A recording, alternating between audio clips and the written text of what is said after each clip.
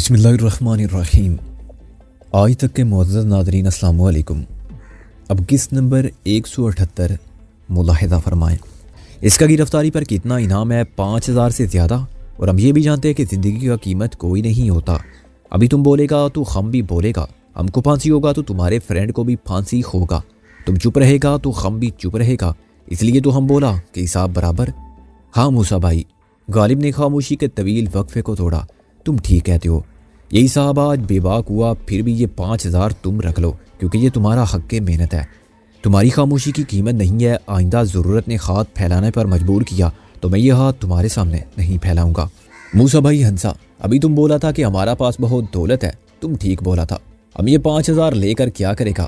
تم اپنا پاس رکھو یا اپنا دوست کے پاس رکھوا دو، جب ضرورت پڑے گا تو مانگ لینا، کسی اور کے سامنے ہاتھ پھیلانے سے بچ جاؤ گے۔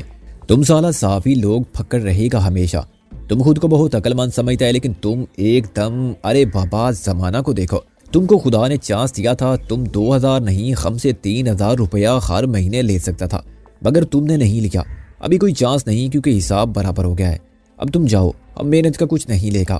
یہ محنت ہم اپنا گلا سے پھانسی کا پھندا نکالنے کے واسطے کیا تھا، تمہارا مدد کے واسطے نہیں۔ اس نے دروازہ دڑ سے بند کر دیا۔ ہم سب شکست خوردہ اور شرمسار سے زینے میں کھڑے رہ گئے۔ موسیٰ بھائی نے صحیح وقت پر تورپ کا پتا پھینک کر بازی جیت لی تھی۔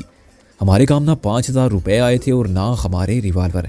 ہم خاموشی سے نیچے اترے اور اسی گاڑی میں بیٹھ گئے جس کا مالک شاید تھانے میں بیٹھا اپنی قسمت کو رو رہا ہوگا اور اپنی عقل پر ماتم کر رہا ہوگا کہ اس نے ایک پتھر کو نظر انداز کر دیا ہوتا تو یوں بیکار نہ ہوتا۔ یہ اندازہ تو میں نے موسیٰ بھائی کے گھر پہنچ کر فوراً ہی کر لیا تھا کہ غالب سے اس کا تعلق کسی خاص نسبت سے ہے اور غالب وہاں سچ مچ غالب ہے۔ غالب نے پہلے یہ تو بتا دیا تھا کہ موسیٰ بھائی نے کسی مجرم کی مدد کی تھی جو اسے ملک سے فرار ہوتے وقت بہت کچھ دے گیا تھا، لیکن مجھے یہ علم نہ تھا کہ وہ مجرم کون تھا اور اس نے اپنی زندگی میں کیا جرم کیا تھا۔ اب یہ بھی معلوم ہو گیا تھا کہ اس مجرم سے غالب کا بھی کوئی تعلق تھا، لیکن اس تعلق سے غالب نے فائدہ کیسے اٹھایا اور موسیٰ بھائی کو مغلوب کس طرح رکھا، یہ اب بھی ایک راز تھا۔ گاڑی سوزان سڑکوں پر تیزی سے دوڑتی ہوئی چودھری دلاور کے گھر کے قریب ہوتی جا رہی تھی اور ہمارے پاس اتنا وقت نہیں تھا کہ غالب سے اس مجرم کے فرار کی داستان سنتے اور یہ پوچھتے وہ خود اس ڈرامے کا ایک کردار کیسے بن گیا تھا۔ میری ساری توجہ اس ڈرامے پر تھی جو گزشتہ شب چودھری دلاور کے گھر میں ہوا تھا اور بری طرح فلاپ ہو گیا تھا۔ اس نے کسی کو چودھری دلاور بنا کے صرف ہم پر یہ ثابت کرنا چاہا تھا کہ وہ قتل ہو گیا ہے۔ اس کا مقصد ہمیں شکار کرنا تھا، مگر ایک انتہائی ذہانت سے تیار کی جانے والی اسکیم آخری وقت میں فیل ہو گئی تھی۔ اب ہم جوابی چال چلنے والے تھے اور کامیابی یا ناکامی کا انحصار حسن تدبیر سے زیادہ خوبی یہ تقدیر پر تھا۔ میرے خیال میں اس سے آگے گاڑی لے جانا ٹھیک نہیں۔ محسن نے کار کو چودھری دلاور کے گھر سے 2 فرلانگ دور روکتے کہا، گاڑی کا مالک رپورٹ درج کرا چکا ہوگا اور اس نے ہمارے حلیے بھی لکھوا دیے ہوں گے۔ ٹیڈی نے اتفاق کیا اور اس سے پولیس نے یہ بھی اندازہ کر لیا ہوگا کہ گاڑی چھیننے والے کون تھے، مگر اب ہم وہ نہیں رہے۔ میں نے کہا یہاں میں تلاش کرتا ہوا کون آ سکتا ہے؟ گاڑی دور ہوگی تو واپسی پر ہمارے لیے مزید مشکلات پیدا ہوں گی۔ ممکن ہے ہمیں فرار ہونا پڑے اور یہ بھی ممکن ہے کہ ہمیں ایک لاش اٹھا کے ساتھ لانا پڑے۔ گاڑی کو گیٹ کے سامنے سے سیدھا گزار کر لے جاؤ اور موڑ کاٹتے دیوار کی اوٹ میں روک لو تاکہ ہم ضرورت پڑنے پر دیوار پھاند کر گاڑی میں بیٹھ جائیں۔ مرزا غالب، یہ تو ثابت کر دیا تم نے کہ تمہیں بیوقوف سمجھنے والے زیادہ بیوقوف تھے اور تم قلم کے نہیں تلوار کے بھی دنی ہو۔ محسن نے گاڑی کی رفتار بڑھا کے کہا، یہ بتاؤ ڈرائیونگ بھی آتی ہے کچھ ایسی بات جو چپ ہوں؟ مرزا غالب نے کہا، ورنہ کیا بات ہے کہ نہیں آتی؟ جب اسلاف نے بیر ظلمات میں گھوڑے دوڑا دیے تھے تو کیا ہم شہر کی سڑکوں پر گاڑی بھی نہیں دوڑا سکتے؟ ویری گڈ، تم کار میں شیشے بند کر کے بیٹھنا، میں نے کہا، تاکہ اگر کوئی چوکیدار گشت کرتا گزرے تو تم نظر نہ ہو، لیکن تیار رہنا۔ محسن نے گاڑی کو چودھری دلاور کی کوٹھی کے ساتھ ساتھ موڑا اور روک لیا۔ گیٹ کے سامنے سے گزرتے ہوئے میں نے اندر کا جائزہ لیا تھا۔ گیٹ لائٹ کے سوا تمام کمروں کی لائٹ صاف تھی اور کوٹھی آخری شب کے سکوت میں ڈوبی ہوئی تھی۔ بند گیٹ کے پیچھے میں نے چوکیدار کو بھی دیکھ لیا جو ایک آتش دان میں لکڑیاں جلائے بیٹھا تھا۔ اتنی سردی میں چوکیدار بھی زیادہ مستعد نہیں رہا تھا اور اسے شاید یہ بھی یقین تھا کہ اس وقت کسی دوست دشمن کے آنے کا امکان نہیں۔ ہماری گاڑی گزری تھی تو اس نے فقط سر اٹھا کے دیکھا تھا مگر پھر ہاتھ تانپنے میں مصروف ہو گیا تھا۔ سڑک پر سے ایسی سینکڑوں گاڑیاں گزرتی رہتی تھی۔ میں اور محسن پوری احتیاط کے ساتھ نیچے اترے۔ دروازے کو ہم نے آواز پیدا کیے بغیر کھولا اور اتنی ہی احتیاط سے بند کر دیا تھا۔ میں چوکیدار کو قابو کرتا ہوں، میں نے سرگوشی میں کہا، اس کے بعد تم دونوں اندر آ جانا۔ ٹیڈی لان کے کسی درخت کے پیچھے چھپ کر انتظار کرے گا اور ہم دونوں باری باری گھر میں داخل ہوں گے۔ اور میں کتنی دیر تک انتظار کروں گا؟ ٹیڈی کانپتا ہوا بولا۔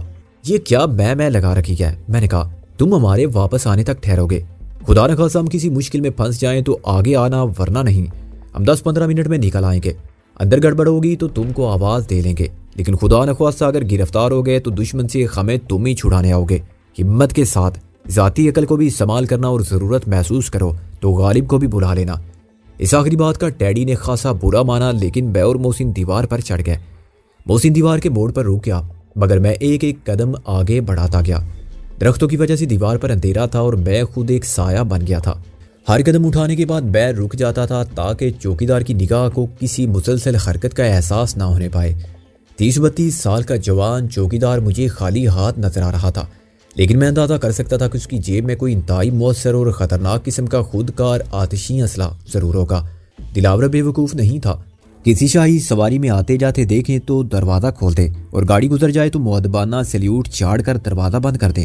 ان کا دوسرا کام ہر غیرے کو در خاص کی حد تک دور رکھنا ہوتا ہے تاکہ بارگاہ خاص تک صرف اسی کی رسائی ہو جو اس کے اہل ہوں۔ دوسری قسم کے چوکیدار سرکاری عمارات، بینکوں کے دروازوں پر محافظت کی رسمی کارروائی پوری کرتے ہیں، لیکن وقت آنے پر اپنی فرسودہ اور ناکارہ رائفل سے زیادہ بے مصرف ثابت ہوتے ہیں۔ دلاور جانتا تھا کہ اسے خطرہ کس سے ہے اور اس نے جسے حفاظت پر مامور کیا ہوگا اسے بہت سوچ سمجھ کر منتخب کیا ہوگا۔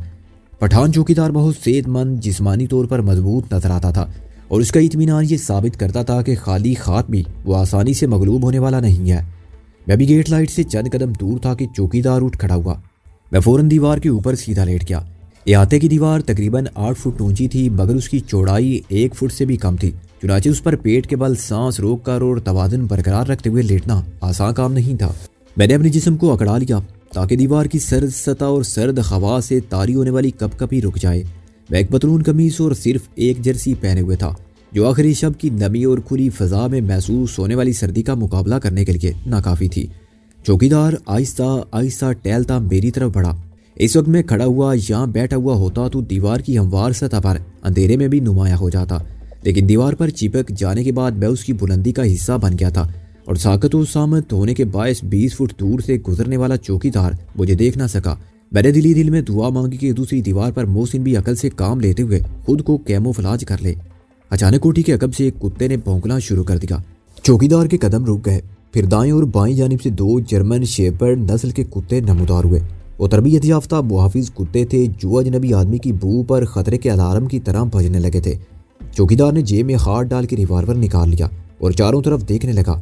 پھر کوٹھی کے چاروں کوشوں پر نصب سرچ لائٹس نے اندھیرے کو اجالے میں بدل دیا اور چوکیدار نے میری طرف دیکھا کیونکہ ایک کتا تیر کی طرح میری طرف آ رہا تھا۔ دوسرے کتے کو میں نے دائیں جانب کی دیوار کا رخ کرتے دیکھا جہاں سے محسن کو اندر کودنا تھا۔ ہوا کے غلط رخ نے قبل از وقت ہماری موجودگی کا راز فاش کر دیا تھا۔ اب مجھے چند سیکنڈ میں فیصلہ کرنا تھا کہ میں دیوار سے باہر کی طرف کود کر فرار ہو جاؤں یا مقابلے کے لیے اندر کود جاؤں۔ اگر میں اسی طرح لیٹا رہتا تو خون آشام کتا ایک زبردست جس لگا کر مجھے دیوار پر سے نیچے کھینچ لیتا یا شاید اس سے پہلے ہی چوکیدار مجھے شوٹ کر دیتا۔ اسے یہی امکانات ہوں گے کہ وہ مشکوک افراد کو دیکھے تو بلا تعمل گولی مار دے، اور میں یہ فرض کرتا کہ چوکیدار کا نشانہ خطا ہو جائے گا تو یہ بڑی جان لیوا خوش فہمی تھی۔ میرا فیصلہ ایک فوری اور غیر شعوری رد عمل کا نتیجہ تھا۔ اس وقت جب کتا جس لگانے کو تھا میں نے خود کو دیوار سے نیچے گرایا اور کوٹھی کے اندر پہنچ گیا۔ میں نے سائلنسر والے ریوالور کی دبی دبی آواز سنی۔ یہ گولی یقیناً چوکیدار نے چلائی تھی اور اگر میں نے اترنے میں 1 سیکنڈ کی 1000 میں حصے کی تاخیر بھی کی ہوتی تو یہ گولی میرے وجود میں بیہوش ہو جاتی۔ جس لگانے والا کتا دیوار سے ٹکرایا اور میں نے بالکل نیچے سے اس پر فائر کیا۔ میں دیوار اور جھاڑیوں کے درمیان کی جگہ میں لیٹا ہوا تھا اور کھلی جگہ کے مقابلے میں کسی حد تک محفوظ تھا۔ کتے نے ایک بھیانک آواز نکالی اور جھاڑیوں پر گر پڑا۔ میں نے تیزی سے حرکت کی اور گھٹنوں کے بل چوپایوں کی طرح چلتا ہوا دیوار کے ساتھ ساتھ واپس ہوا۔ چوکیدار کی چلائی ہوئی دوسری گولی بھی ضائع ہوئی۔ اس نے اندازے کی بنیاد پر اس جگہ کا نشانہ لیا تھا جہاں کتا گرا تھا، مگر میں چند کلاباتیوں میں اس مقام سے 10 فٹ دور ہو چکا تھا۔ میں بھی سنبھلا بھی نہ تھا کہ میں نے تیسرے فائر کی آواز سنی اور دوسرے کتے نے بھونکتے بھونکتے ایک کربناک صدا بلند کی۔ میں سمجھ گیا کہ محسن نے بھی وہی کیا ہے جو میں نے کیا تھا۔ رات کی خاموشی میں دونوں دم توڑتے کتوں کی ہولناک آوازیں رفتہ رفتہ مدم پڑ رہی تھی، لیکن ان آوازوں نے دشمنوں کو پوری طرح ہوشیار کر دیا تھا۔ ہمارے لیے یہ نہ جائے رفتن نہ پائے ماندن والی صورت تھی۔ ہم جاڑیوں میں چھپ کر بھی نہیں رہ سکتے تھے اور بے دھڑک باہر نکل کر خودکشی بھی نہیں کر سکتے تھے۔ چوکیدار بڑی آسانی سے ہم دونوں کو باری باری نشانہ بنا لیتا۔ مجھے یہ بھی علم نہ تھا کہ محسن کی پوزیشن کیا ہے. اس نے دیوار کے اوپر سے کتے کو شوٹ کیا تھا یا میری طرح اندر گر گئے. یہ بھی ہو سکتا تھا کہ وہ باہر کود گیا ہو. ایسی صورت میں چوکیدار کا مقابلہ کرنے کے لیے میں اکیلا رہ گیا تھا. ٹیڈی کو اس وقت اندر آنا تھا جب ہم گھر میں داخل ہو جاتے. فائرنگ اور کتوں کی چیخ و پکار سنتے ہی وہ بھاگ گیا ہوگا اور گاڑی میں جا بیٹھا ہوگا اور شاید غالب کو مجبور کر رہا ہوگا کہ صورتحال کے خطرناک ہو جانے کے باعث انہیں تو نکل ہی جانا چاہیے. یہ عجیب بات تھی کہ پریشانی میں استاد کا درجہ حاصل کرنے والا ٹیڈی جرات اور ہمت میں سب سے کم تر تھا. اس کے برعکس محض روایتی صافی نظر آنے والا غالب کسی خطرناک ترین بدماش سے کم نہ تھا. اچانک چوکیدار نے ایک ٹارچ روشن کی. یہ بہت بڑی ٹارچ تھی جس کی روشنی کسی متحرک سرچ لائٹ کی طرح قد آدم چاڑیوں کو کھنگال رہی تھی. اس کا دائرہ آہستہ آہستہ میری طرف سرک رہا تھا. میں نے اس کی زد میں آنے کے نتائج کا اندازہ کرتے ہوئے خود کو بچانا شروع کیا اور پیچھے ہٹتا گیا. پھر ایک اور فائر ہونے کی دبی ہوئی آواز سنائی تھی اور ٹارچ کی روشنی غائب ہو گئی. واہ مرزا غالب, میں نے دل میں بے اختیار کہا. کسی تذبذب یا سوچ بچار کے بغیر میں سمجھ گیا تھا کہ یہ کارنامہ وہی شخص سر انجام دے سکتا ہے جو موم بتی کے شعلے کو گولی کا نشانہ بنا سکتا ہے. فائرنگ کی آوازیں سن کر خواجہ نیک محمد عرف استاد ٹیڈی اگر ازگام سے فرار ہوئے ہوں گے تو مرزا کو غیرت مردانہ اور جرات رندانہ نے بے خطر آتش نمرود میں کودنے پر مجبور کر دیا ہوگا. خود کو قدرے محفوظ پا کے میں نے قدرت کی عطا کردہ مہلت سے فائدہ اٹھایا اور ریوالور نکال کے ایک سرچ لائٹ کو گل کر دیا. اسی وقت دوسری سرچ لائٹ بھی گل ہوگی. یہ بھی مرزا غالب کی ذہانت اور نشانے کی مہارت کا نتیجہ تھا کیونکہ فائر کی آواز بہت کم تھی. گولی محسن نے چلائی ہوتی تو اس کا دھماکہ انتہائی خوفناک ہوتا. ابھی تک جتنی گولیاں چلائی گئی تھیں ان سے ارد گرد کے رہنے والوں کی نیند پر اثر نہیں پڑا تھا اور کسی طرف سے بھی کسی نے نہیں پوچھا تھا کہ آخر یہ کیا ہو رہا ہے. ممکن ہے کتوں کی چیخ نے کسی کو بیدار کیا ہو لیکن کتے کی آواز کو کون اہمیت دیتا ہے. سخت سردی نے بھی ہمیں مداخلت بیجا سے محفوظ رکھا اور گولیاں چلنے کی معمولی سی آواز بند دروازوں کے پیچھے لیافوں میں منہ لپیٹ کر سونے والوں کے کانوں تک نہیں پہنچی. اکمیسے کی سرچ لائٹس براہ راست ہم پر نہیں پڑ رہی تھی مگر ان سے واپس پلٹنے والی روشنی لان تک پہنچ رہی تھی. میں نے چوکیدار کو ریوالور ہاتھ میں تھامے پوری طرح چوکس ایک ایک قدم پیچھے ہٹتے دیکھا. کھلی جگہ پر وہ میرے اور غالب کے نشانے پر تھا اور غالب جیسا ماہر نشانے باز آسانی سے اس کی کھوپڑی میں سوراخ کر سکتا تھا. لیکن ایک چوکیدار سے ہماری کوئی دشمنی نہ تھی. خواہ وہ میرے لیے براہ راست خطرہ بن جاتا اور میں محسوس کرتا کہ اب اس پر گولی چلائے بغیر میرا بچنا ممکن نہیں تو میں بھی کوئی رعایت نہ کرتا یا کرتا تو صرف اس حد تک کہ چوکیدار کی جان نہ لیتا. اس کے دل یا سر کی بجائے اس کے شانے کو نشانہ بناتا اور اس کا ہاتھ ناکارہ بنا دیتا جو مجھ پر ریوالور اٹھا سکتا تھا. کوٹھی کے اندر ابھی تک کوئی خلچل کے آثار نہیں تھے. کیا اسے یہ نتیجہ اخذ کیا جا سکتا ہے کہ کوئی اندر ہے ہی نہیں یا اگر ہے تو اتنی گہری نیند میں ہے کہ باہر کے شور سے بے خبر ہے؟ یہ دوسری بات عقل کے لیے قابل قبول نہ تھی کیونکہ چودھری دلاور کا یار ذہن تو اس وقت پوری طرح ہوشیار اور بیدار رہتا ہوگا جب آنکھیں محو خواب ہوتی ہوں گی. ایک تیسری صورت یہ تھی کہ اس خاموشی کا مقصد ہمیں دھوکے میں مبتلا رکھنا تھا اور یہ تاثر دینا تھا کہ چوکیدار کے سوا کوٹھی میں کوئی بھی نہیں تاکہ ہم کسی طرح چوکیدار پر غالبہ کے اندر پہنچنے میں کامیاب ہو جائیں تو اس پرفریب خاموشی کے جال میں گرفتار ہو جائیں. میں بھی کچھ تیاری نہ کر پایا تھا کہ میں نے چوکیدار کے پیچھے دوسرا سایہ متحرک دیکھا. کوئی دبے پاؤں چوکیدار کی جانب پڑ رہا تھا. وہ محسن تھا یا غالب؟ اتنی دور سے میں صورت کے نقوش بھی نہیں دیکھ سکتا تھا اور چال سے بھی اندازہ نہیں کر سکتا تھا کیونکہ آگے بڑھنے والا پھونک پھونک کر قدم اٹھا رہا تھا. میں سانس روکے اور پلک چپکائے بغیر دیکھتا رہا. چوکیدار نے قدم پیچھے ہٹایا اور اسی وقت دوسرا سایہ جس لگا کے بڑھا. چوکیدار کو پلٹ کر دیکھنے کی مہلت بھی نہ ملی. میں نے اس کے پیچھے ایک ہاتھ کو بلند ہوتے اور تیزی سے نیچے آتے دیکھا. محسن یا غالب میں سے کسی نے چوکیدار پر ریوالور کے دستے سے وار کیا تھا اور شاید پہلے اس کا منہ دبا لیا کہ چوکیدار کے خلق سے آواز نہ نکل سکی. اب میدان صاف تھا. میں نے جاڑیوں کی اوٹ سے نکل کر مختصر ترین راستہ اختیار کیا اور سر جھکا کے دوڑتے ہوئے لان کو عبور کیا. قریب پہنچنے پر میں نے محسن کو شناخت کیا. چوکیدار اس کے قدموں میں ڈھیر پڑا تھا. محسن کے اشارے پر میں نے ریوالور کو جیب میں ڈالا اور ہم دونوں نے مل کر چوکیدار کے بھاری بھرکم جسم کو دونوں طرف سے اٹھایا. لان کے آخری حصے میں جاڑیوں کی 2 فٹ سے کچھ کم اونچی باڑ تھی. ہم نے چوکیدار کو اس کے سائے میں لمبا لٹا دیا. اس کا ہاتھ تھام کر میں نے نبض کی رفتار پر غور کیا اور پھر سر جھکا کے دل کی دھڑکن سنی. سابقہ تجربے کی بنیاد پر میں اس نتیجے پر پہنچا کہ محسن کا وار خاصا کاری تھا. چنانچہ چوکیدار کے آدھے گھنٹے سے پہلے ہوش میں آنے کا کوئی امکان نہ تھا. شکاری دشمنوں سے مسلسل مار کا آرائی نے محسن کو بھی گوریلا جنگ کا ماہر بنا دیا تھا. جس انداز سے اس نے چوکیدار کو بے بس کیا تھا وہ اس کا ثبوت تھا. کیا اندر کوئی نہیں ہے؟ محسن نے سرگوشی میں کہا. ہم اب دیوار کے ساتھ چپکے کھڑے تھے۔ اندر کوئی نہ ہوتا تو دروازے پر چوکیدار کو کیوں بٹھایا جاتا؟ میں نے اس کے کان میں کہا۔ میرا بھی یہی خیال ہے کہ اس خاموشی کا مقصد ہمیں ٹریپ کرنا ہے، محسن نے کہا۔ چنانچہ یہ بھی ممکن ہے کہ وہ کھلی آنکھوں سے یا کسی کیمرے کی آنکھ سے ہم کو بھی دیکھ رہے ہوں اور ہماری مار داڑ کی ساری کارروائی کو ایک کامیڈی سمجھ رہے ہوں۔ میں نے کہا پھر اب کیا کریں؟ اندر چل کے کہیں کہ آ بیل مجھے مار، محسن بولا۔ بیل محو انتظار ہوگا، اس کے سوا ہم کچھ بھی نہیں کر سکتے، میں نے کہا، کیونکہ واپسی بھی ہماری اختیار کی بات نہیں، وہ ہمیں جانے نہیں دیں گے، اور یہاں تک پہنچ کے اور اتنا کچھ کر کے لوٹ جانا بے وقوفی کی بات ہوگی۔ غالب کہاں ہے؟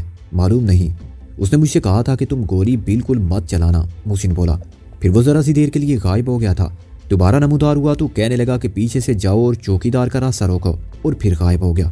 وہ تو گاڑی میں تھا، اندر کیسے آ پہنچا؟ میں نے کہا۔ خواجہ صاحب کتے کی آواز سنتے ہی دوڑ کر کار میں گھس گئے تھے اور بضد تھے کہ نکل چلو۔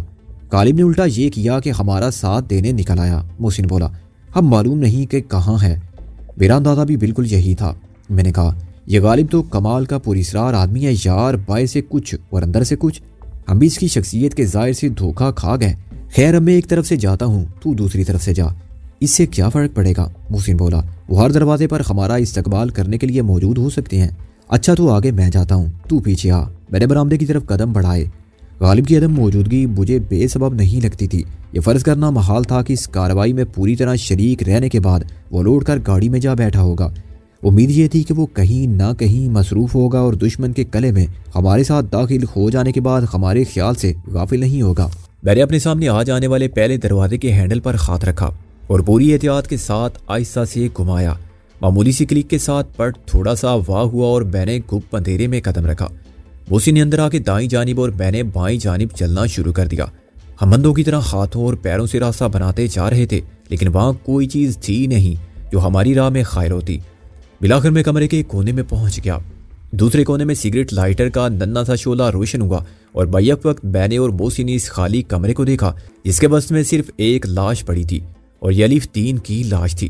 ذہنی صدمے نے چند لمحوں کے لیے ہم دونوں کو مفلوج کر دیا اور ہم پلک چپکائے بغیر اس دیوانے کی لاش کو دیکھتے رہے جو خود اپنے انتقام کی آگ میں جل کر خاک ہو گیا تھا۔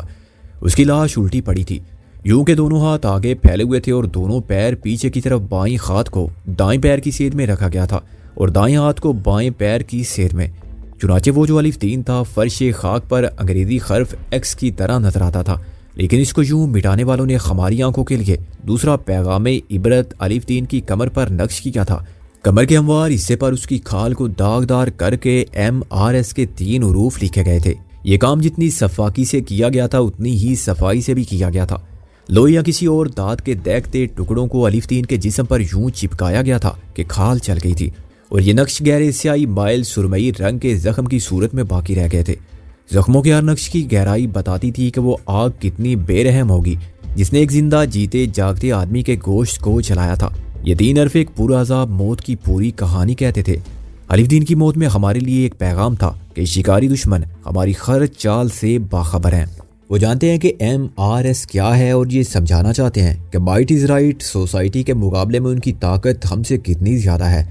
الف 3 نے بے وقوفی کی تھی کہ اپنے بھائی کی موت کا بدلہ لینے کی کوشش کی تھی۔ وہ بول گیا تھا کہ تافو اگر بھائی تھا تو صرف اس کے لیے، اس کے قاتلوں کے نزدیک وہ صرف ایک غدار تھا، ایک حقیر پیادہ جو بساط پر سب سے پہلے مرتا ہے کیونکہ وہ سب سے آگے رہتا ہے، اور وہ بھی اس لیے کہ شاہ کو مات نہ ہو۔ شاہ ایک ہوتا ہے اور وزیر ایک ہوتا ہے، مگر پیادے 8 ہوتے ہیں۔ بالکل اسی طرح تافو جیسے ڈرائیور 8 ہوں تب بھی چودھری دلاور کا کچھ بگاڑ نہیں سکتے۔ میں اور محسن گھٹنوں کے بل الف 3 کی لاش کے پاس بیٹھ گئے۔ لائٹر کے کپکپاتے شعلے کا مدم اجالا ہر زخم کے نقش کو اجاگر کرتا رہا۔ اسے پہلے قتل کیا گیا، محسن نے کچھ دیر بعد کہا۔ جسم کو موت کے بعد بہت دیر تک داغا گیا، ہاں کسی زخم سے لہو کی سرخی آیا نہیں ہے، میں نے کہا۔